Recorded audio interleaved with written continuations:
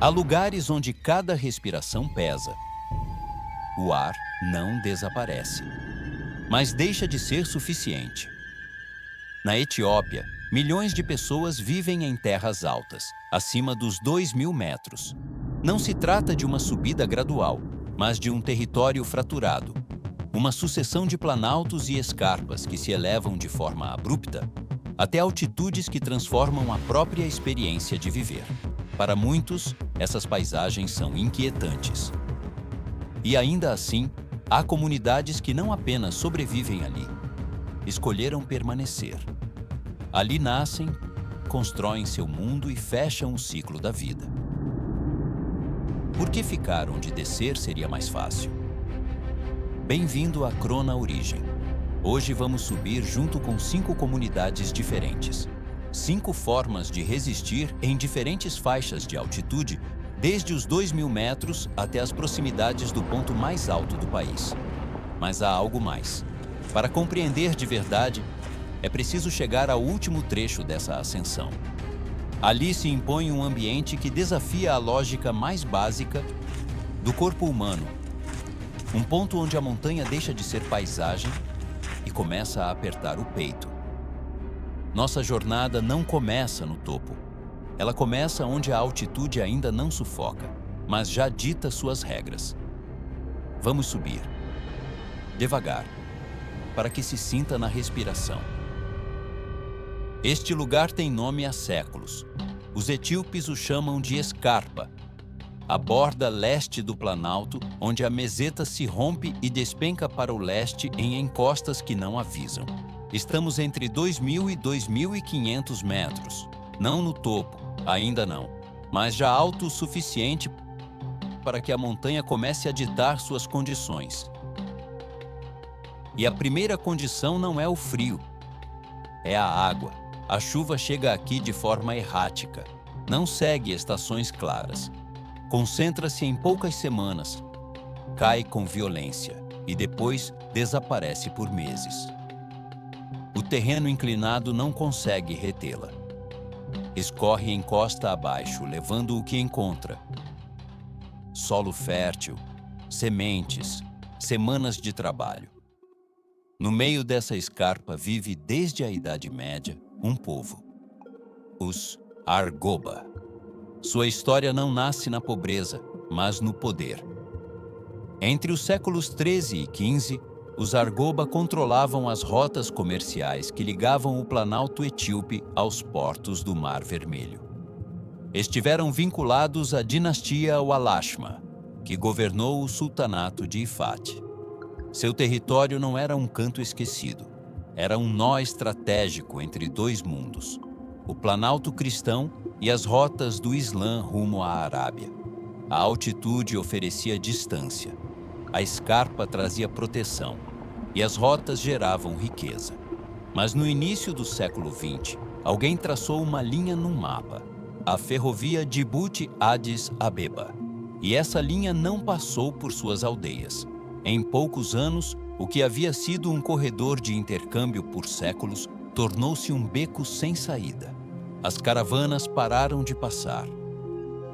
O comércio se desviou. E os Argoba ficaram onde sempre estiveram, nessa faixa abrupta. Mas agora à margem das novas rotas. O que acontece quando o mundo segue seu caminho e você fica para trás na borda? O centro vira periferia. E permanecer deixa de ser uma decisão econômica para ser uma adaptação. E quando você permanece num lugar que exige tanto, aprende a aproveitar cada possibilidade que ele concede. O primeiro desafio é a estabilidade do terreno. Um terreno que cai sem trégua não retém nada, nem água, nem terra. Durante gerações, os Argoba construíram muros de pedra horizontais ao longo das encostas, terraços que obrigam a terra a ficar onde é necessária. Cada muro é trabalho acumulado. Cada pedra colocada é uma aposta no ano seguinte. Não há máquinas, não há engenheiros. Há conhecimento transmitido sobre como estabilizar uma encosta, geração após geração.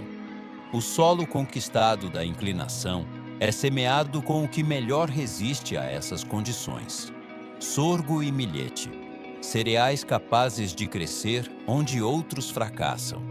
Também cultivam pimenta vermelha, café, feijão, amendoim e cate. É um sistema agrícola diversificado onde cada cultura cumpre uma função específica. Umas alimentam, outras são trocadas e outras compensam o que o ambiente não garante por si só. Ninguém aposta tudo numa única colheita. Se uma falha, outra salva o ano. Diversificar não é uma opção secundária. É a forma de reduzir o risco num ambiente imprevisível. A base de cada refeição é a injera, o pão fermentado de sorgo moído, acompanhada de ensopados de legumes temperados com berbere e especiarias. A carne aparece nas celebrações, no Eid, nos casamentos, não no dia a dia. O gado vale mais vivo e trabalhando do que no prato. Uma vaca doente não é uma perda culinária, é uma ruína econômica. As mulheres moem o grão, torram as especiarias e cozinham em fornos de barro alimentados com lenha. Uma refeição não começa quando o fogo é aceso. Começa horas antes na moagem. Também tecem. O comércio artesanal que sobreviveu à ferrovia segue vivo em suas mãos. A disponibilidade de água organiza o resto do dia. Não é algo dado, como certo. As mulheres caminham até fontes que podem estar a mais de 1 hora de distância. A água que chega em casa já custou suor antes de ser bebida. Suas casas fazem parte do mesmo cálculo. Muros de pedra e madeira adaptados à inclinação do terreno. Telhados inclinados que desviam a chuva em vez de acumulá-la. Estruturas pensadas para o contraste entre o calor do meio-dia e o frio que cai quando o sol desaparece. Cada elemento cumpre uma função. Nada sobra. E cada aldeia tem algo mais que 4 paredes. Uma mesquita, uma oficina de tecelagem, uma praça, um espaço onde as crianças aprendem o Alcorão. Porque os argobas são uma das comunidades muçulmanas mais antigas das terras altas etíopes.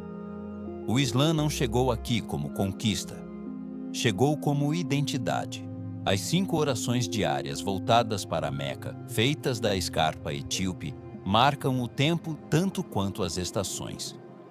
O Ramadã ajusta o consumo nos meses de maior escassez. Os anciãos do clã, junto com o Cadi, resolvem os conflitos sobre terras, casamentos e heranças. Não há burocracia. Há saber coletivo e autoridade reconhecida. Se uma aldeia passa fome, a rede de clãs responde. Se uma encosta cede, os vizinhos ajudam a reconstruir. A solidariedade não é um valor abstrato aqui, é infraestrutura, mas há uma pressão que nenhum terraço pode conter. Os jovens foram embora, e com eles se foi algo que não cabe numa mala. O conhecimento de quando plantar, como ler o solo antes da chuva, onde colocar a pedra para que a encosta não ceda. Sua língua, o argoba, aparentada com o amárico mas claramente distinta, tem palavras específicas para cada técnica de cultivo em encosta, para cada ferramenta do terreno íngreme.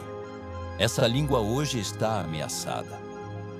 E quando uma língua assim desaparece, não se perde apenas um idioma. Perdem-se séculos de respostas acumuladas para perguntas que este ambiente continua a fazer. Os argoba resistiram à escarpa, às secas, aos impérios que tentaram convertê-los, à ferrovia que os isolou e à pressão de grupos mais poderosos por séculos. Mas resistir não é o mesmo que estar a salvo. E se o maior risco para um povo não for a violência que vem de fora, mas o que se perde por dentro, sem fazer barulho? Porque a montanha nem sempre erode com tempestades. Às vezes desgasta em silêncio. Não vá embora ainda. O que vem agora muda a lógica do percurso. Você já conheceu um povo que resistia ao que a terra negava. Agora vamos a um território que, em aparência, oferece abundância, mas há algo que não se encaixa. Nesta paisagem, tudo parece fácil. As encostas são verdes. As chuvas chegam com regularidade. O clima entre os 2.000 e os 2.800 metros é temperado. A terra dá sem que ninguém precise forçá-la. E esse é exatamente o problema. Porque quando um lugar parece generoso, todo mundo quer ficar. E quando todos ficam, esse equilíbrio se rompe. A região de Welaita, no sul da Etiópia, é a região histórica do povo Welaita e uma das áreas mais densamente povoadas de toda a África subsaariana. Não por falta de planejamento, mas porque durante séculos esta zona fértil foi atraindo mais pessoas do que podia sustentar, geração após geração, sem pausa. Aqui vivem os Welaita. Não são um povo que chegou em busca de refúgio. São uma comunidade estabelecida nestas encostas muito antes de a Etiópia existir como Estado moderno. Agora imagine o que acontece quando a população cresce. Mas o espaço não. A parcela que alimentou seu avô foi dividida entre seus filhos. E foi dividida novamente na geração seguinte. O que antes era um campo, agora são faixas estreitas. Cada metro é trabalhado e cada pendente é aproveitada até não sobrar espaço sem plantar. Hoje, na Etiópia rural, a exploração média é inferior a 1 hectare por família. E quando o espaço cultivável não aumenta, mas as pessoas sim, essa tensão não se vê. Percebe-se no tamanho dos campos. Assim se manifesta a pressão demográfica. Aqui essa densidade se mede em metros quadrados, não em estatísticas. Então, como se ganha terreno quando já não há terreno? Com o corpo. E com uma planta que mudou as regras. Chama-se ensete, a falsa bananeira. Da sua base, obtém-se o alimento que sustenta grande parte do sul etíope. Não depende de uma colheita pontual. Pode ser recolhido quando necessário. No cinturão do ensete, sustenta mais de 20 milhões de pessoas. Em encostas fragmentadas e com chuvas irregulares, essa flexibilidade é decisiva. A pecuária, especialmente o gado bovino, funciona como medida de riqueza e é parte integrante dos rituais comunitários. Ter gado não é luxo, é o colchão que amortece o ano ruim. A vida cotidiana tem uma estrutura clara. Os Welaita dependem quase completamente da agricultura mista, combinando cultivos e criação de animais. As mulheres gerem a casa, processam o ensete, carregam a água. Os homens trabalham o campo. As crianças ajudam desde pequenas porque não há margem para que alguém não contribua. E nas celebrações importantes, no meskel, nos casamentos, aparece o kurt, carne de vaca crua, um alimento profundamente enraizado na cultura Welaita que não se come diariamente, mas como sinal de que algo merece ser celebrado. A sociedade está dividida em classes distintas. Os homens livres que possuíam terra e ocupavam posições políticas e militares, e as castas especializadas de ferreiros, curtidores e tecelões, que apesar do seu papel vital na economia, enfrentaram historicamente a marginalização social. Uma estrutura que funciona há séculos, cada peça no seu lugar, cada função cumprida. E a música. Os Welaita têm uma das tradições musicais mais influentes da Etiópia. Seus ritmos únicos e rápidos influenciaram vários estilos e continuam moldando a diversidade musical etíope. Artistas de outros grupos étnicos incorporaram o estilo Welaita em suas canções. Num país com mais de 80 línguas, que a sua música toque nas rádios nacionais não é um detalhe menor. É uma forma de resistência que não precisa de armas. Mas há um limite que nem a fé, nem o ensete, nem a música podem resolver. Nas terras altas etíopes, perdem-se todos os anos centenas de milhões de toneladas de solo por erosão. A perda reduz a produtividade agrícola em 2,2% a cada ano. Uma encosta cultivada sem descanso durante gerações perde espessura, fertilidade e capacidade para sustentar a próxima família. Quando a terra já não pode sustentar mais, as famílias tomam decisões. Migrar, mover-se para zonas menos povoadas, procurar trabalho fora da agricultura. Não se trata de uma crise pontual, mas de uma adaptação contínua a uma situação estrutural que não tem solução simples. Demasiadas pessoas, o mesmo solo de sempre e uma montanha que a cada ano é um pouco menos profunda. Aqui a montanha não é o inimigo. O limite é a superfície disponível. A pergunta torna-se inevitável. Pode uma região sustentar para sempre mais pessoas do que pode alimentar? Ou chega um ponto em que a pressão não expulsa com violência, mas em silêncio? Porque nem sempre se deixa um lugar cruzando uma fronteira. Às vezes a ruptura acontece ao deixar de falar uma língua, sem transmitir um nome, sem se reconhecer já como comunidade. Deixamos para trás as encostas verdes e a ilusão de abundância. O que vem agora já não depende apenas do ambiente. Depende de quanto pode resistir o corpo e de quanto pode resistir uma identidade. Há comunidades que lutam contra o terreno, outras contra a escassez. E há povos cujo desafio não se mede em encostas nem em colheitas. Mede-se em tempo, não em estações nem em ciclos agrícolas, em gerações. Porque quando o ambiente não consegue expulsar você, é a passagem dos anos que começa a diluir o que você é. Os Kemant habitam os planaltos do noroeste da Etiópia, na zona de Gondar, entre os 2.500 e os 3.200 metros. Aqui, o frio deixa de ser noturno e torna-se uma presença constante que condiciona cada decisão. Quando sair, o que vestir, quanto tempo dura o dia antes de o corpo pedir abrigo. As noites caem abaixo dos 10 graus regularmente. Em dezembro e janeiro, bastante mais. O vento desce dos cumes sem avisar e o corpo, que pode adaptar-se a quase tudo, demora mais a recuperar o calor quando o perde aqui em cima.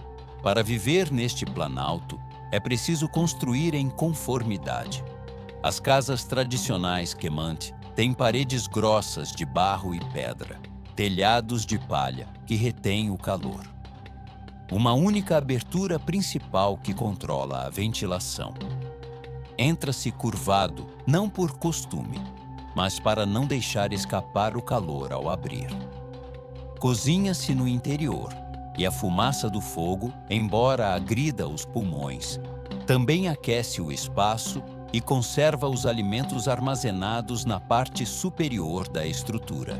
Cada elemento tem uma função térmica. Nada é decorativo, mas o preço de permanecer nestas altitudes não foi a água nem o solo, foi a mudança. A partir do século XIX, com a expansão e centralização do Império Etíope, o amárico tornou-se a língua da administração, da escola e da igreja. Geração após geração, o Kemant deixou de ser usado nos espaços públicos. Primeiro ficou apenas para os rituais, depois, apenas para os mais velhos. E quando uma língua deixa de ser transmitida, começa a extinguir-se. Hoje estima-se que apenas cerca de 1.600 pessoas falam o Kemant fluentemente. As crianças crescem em amárico. E aqueles que se convertem ao cristianismo ortodoxo, o que aconteceu com a grande maioria da população, tendem a considerar-se a si próprios como Amara. Em 1967, o antropólogo Frederick Gamst previu que os Kemant desapareceriam como grupo diferenciado em poucas décadas. Enganou-se. Nos anos 90, o contexto mudou. a Constituição Etíope de 1995 reorganizou o país em regiões baseadas em identidades étnicas. De repente, ter reconhecimento oficial deixou de ser apenas uma questão cultural. Tornou-se acesso a território, recursos e representação política. Os Kemant reivindicaram a sua própria zona administrativa, e essa reivindicação gerou tensões com setores Amará que consideravam essa zona parte da sua região histórica. Entre 2018 e 2019, os confrontos provocaram o deslocamento de mais de 50 mil pessoas, segundo dados das Nações Unidas. Dezenas morreram, habitações foram incendiadas, famílias abandonaram suas terras. Um grupo que durante décadas parecia diluir-se decidiu reafirmar o seu nome, e fazê-lo teve consequências. Hoje, a maioria já não fala o Kemant como língua cotidiana. A religião ancestral quase se desvaneceu. Mas o sentimento de pertença permanece, porque a pertença não depende apenas da língua ou dos rituais, depende da decisão coletiva de continuar a existir. E isso não se ensina em nenhuma escola de sobrevivência. Pode um povo conservar a sua identidade quando o idioma que a sustentou quase desapareceu por completo? Ou chega um momento em que a cultura deixa de ser vivida e começa a ser recordada? Nem sempre se dilui quem desce da montanha. Às vezes a perda ocorre em quem decide ficar. Estamos a meio desta ascensão. 3 comunidades, 3 formas distintas de enfrentar o limite. E ainda, não chegamos ao ponto onde a altitude deixa marca no corpo. Se este percurso te está a fazer olhar para a altitude com outros olhos, acompanha-nos e faz parte desta comunidade. Porque o que vem agora já não é apenas paisagem, é resistência. Acima dos 3.000 metros, a paisagem torna-se vertical. As encostas inclinam-se mais, os vales afundam-se. A distância no mapa já não coincide com a que realmente se caminha, e o corpo começa a senti-lo. O mesmo esforço já não produz o mesmo resultado. Cada passo exige mais.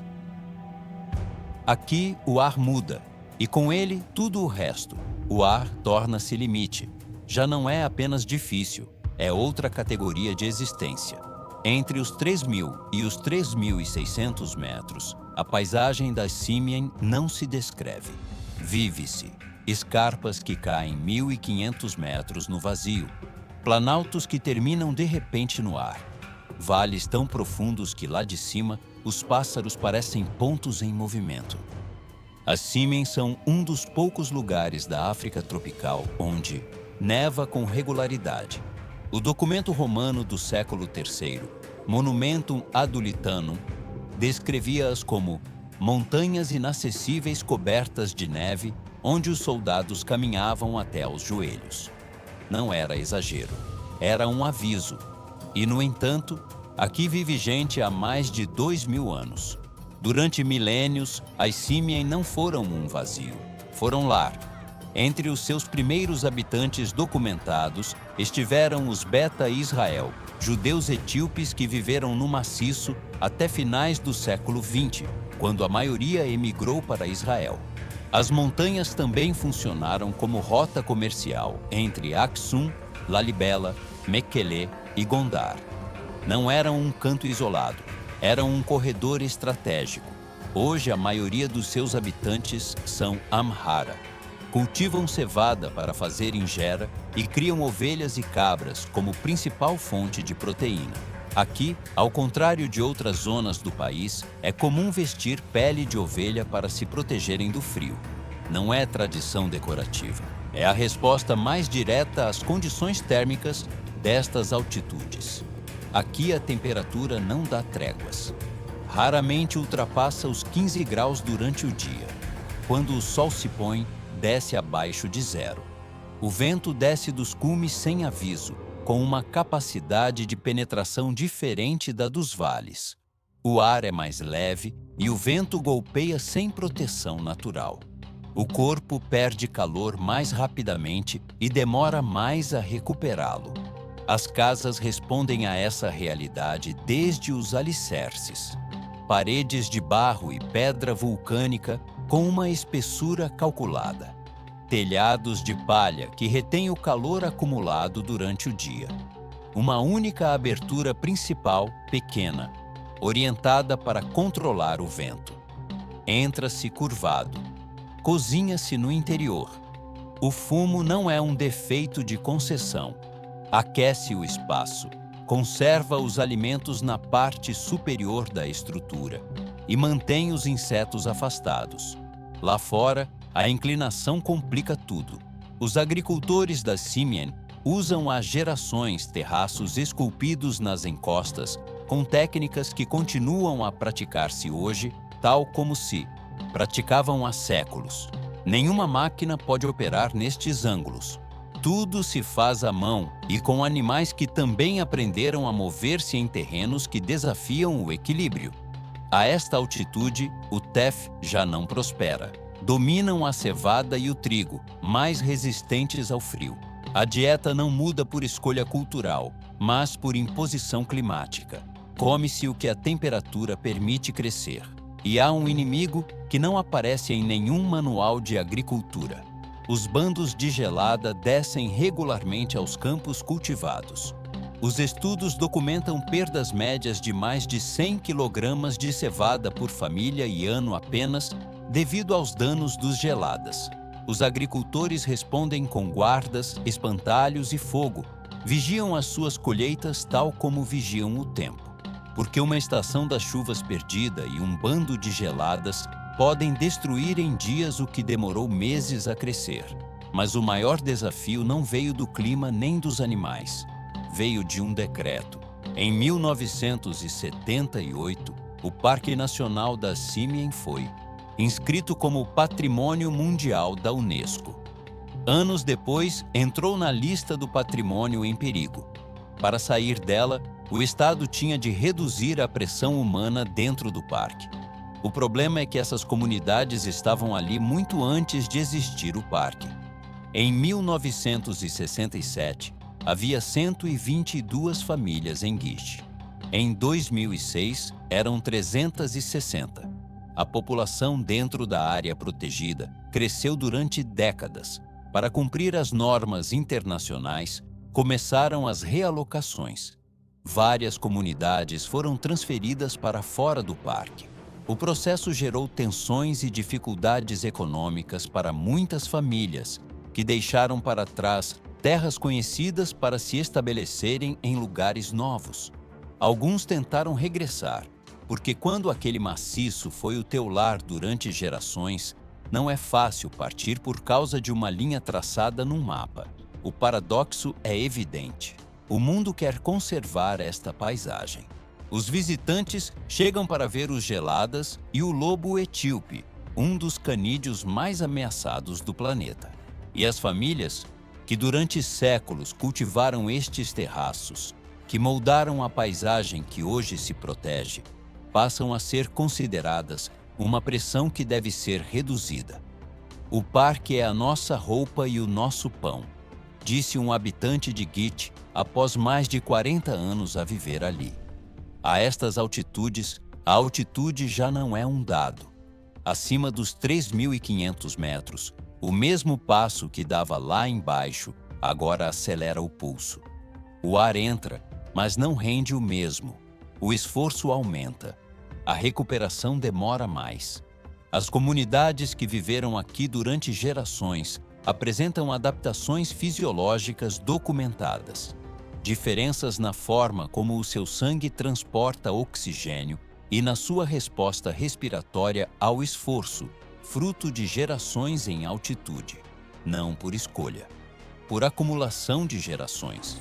Quem decide ficar num lugar onde cada tarefa exige mais energia, onde os serviços são limitados e onde até a permanência é debatida em gabinetes distantes? A resposta não é romântica. Às vezes, não há alternativa, e outras vezes, este é o único mundo que se conhece. Ainda não chegamos lá acima. Agora entramos na última paragem deste percurso. É o ponto onde a biologia começa a impor-se. Até aqui, cada povo lutava contra algo que podia nomear-se: a seca, a inclinação, a densidade, a identidade erosionada, o parque que os transforma em intrusos na sua própria terra. Mas existe um limiar. Para além desse limiar, essas lutas deixam de ser o principal. A partir desse ponto, o limite és tu, a forma como o teu sangue transporta oxigênio, o ritmo da tua respiração e a resistência que o teu corpo pode sustentar. E ainda assim, há quem se atreva a subir. Estás pronto para ver? Aqui em cima, a pergunta já não é como se vive, é por que se sobe. Este é o Hasdashen, o ponto mais alto da Etiópia, com 4.550 metros acima do nível do mar. Um dos grandes picos do continente africano. No seu cume não há assentamentos permanentes, documentados. As condições não o permitem. Frio severo, exposição constante ao vento, escassez de oxigênio e ausência de solo cultivável. O corpo humano pode resistir durante períodos limitados, mas não sustentar uma comunidade estável. No entanto, as suas encostas altas, entre os 3.500 e os 3.800 metros, contam outra história. Aqui, principalmente pastores Amara, integrados nas comunidades rurais da Simien, sobem com os seus rebanhos durante certas épocas do ano. Sobem em busca das pastagens de altitude que só brotam aqui em temporada. É pastoreio vertical. Os animais descem quando o inverno o exige e voltam a subir quando a erva das cotas baixas se esgota ou é reservada. Não é improvisação, é herança. Sabem quando o acesso se abre e quando o clima o fecha. Conhecem os abrigos, os pontos de água e as rotas seguras num terreno, onde um erro pode significar uma queda nas escarpas. Nada disso está escrito. Transmite-se. A vida aqui é austera. Não há excesso possível. A roupa protege do frio noturno intenso, mesmo nos meses mais amenos. A alimentação deve compensar o esforço constante. O descanso é parte da sobrevivência, porque cada dia tem um custo maior do que na planície. E há algo mais difícil de explicar: uma relação diferente com o espaço.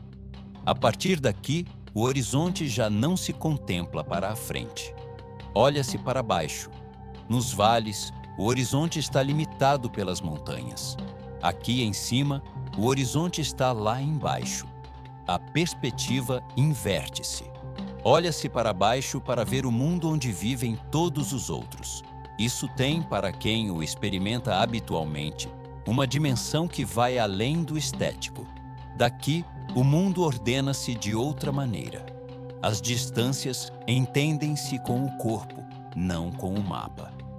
Os pastores que sobem até as proximidades do Hasdashen não o fazem por misticismo nem por demonstração de resistência. Fazem-no porque os seus animais precisam de erva e porque essa erva está lá em cima.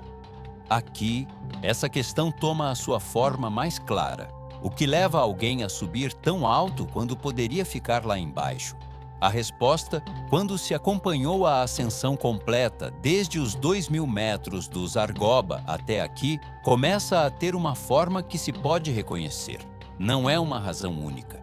Não há uma só explicação que valha para todos. Para alguns é terra, para outros é história, para outros é simplesmente herança. Sobe-se porque lá embaixo nem sempre há espaço, porque lá em cima ainda há pasto. E o costume pesa mais do que a comodidade, porque este é o lugar que se conhece. Chega um ponto em que a paisagem deixa de ser o desafio, e o desafio começa a ser o próprio corpo. Aqui, quem nasce aprende que este é o nível normal do mundo. Epílogo. Nós subimos, não de avião, não por estrada, não num salto. Devagar, povo a povo, e cada metro conquistado trouxe mais frio, mais exigência. mais peso sobre o corpo e sobre a identidade. Começamos com os Argoba, nas escarpas orientais, onde a seca e o isolamento moldaram uma minoria que encontrou na encosta uma forma de distância. Subimos para os Uelaita, onde o desafio não era o ar, mas a pressão de demasiadas vidas a depender do mesmo solo. Chegamos ao Planalto dos Quemant, onde permanecer significa também resistir à erosão da identidade. Ascendemos a Simien, onde cada tarefa cotidiana se torna uma negociação física com a montanha. E alcançamos as proximidades do teto da Etiópia, onde os pastores sobem em busca de pastos que só existem lá em cima. 5 altitudes, 5 formas de permanecer. Um mesmo movimento ascendente. O que este percurso mostrou, se olharmos com atenção, é que a pergunta do título não tem uma resposta simples. Como sobrevivem aqui? Essa é a pergunta que nos trouxe até estas altitudes. E a resposta não está apenas no corpo nem na técnica. Sobrevivem porque construíram um mundo nessa altitude, com história, com língua, com rituais, com identidade. Um mundo que não se abandona facilmente. Por isso importa, porque não fala apenas de oxigênio ou de frio. Fala de até onde pode adaptar-se o ser humano quando o que está em jogo não é apenas a vida, mas o que se é. É cultura, é memória, é a decisão, repetida geração após geração, de ficar. E agora queremos saber algo de ti. Depois de veres estas culturas, estas decisões e renúncias, tu o que farias? Ficavas? Ou descias quando o ambiente começasse a exigir demais? Lemos-te, porque este percurso não termina quando acaba o vídeo. Continua naquilo que decides pensar depois. Obrigado por teres acompanhado esta ascensão, não apenas em metros, mas em consciência. Se este percurso te fez entender que os limites nem sempre estão na geografia, mas na decisão de ficar, subscreve e faz parte desta comunidade que não observa à distância, mas que se aproxima para compreender. Partilha esta ascensão, não por nós, pelas histórias que merecem ser ouvidas para além destas montanhas, porque esta história não termina quando o vídeo acaba. Não se detém no cume. Começa exatamente no ponto onde a maioria decide não continuar. Vemo-nos na próxima fronteira.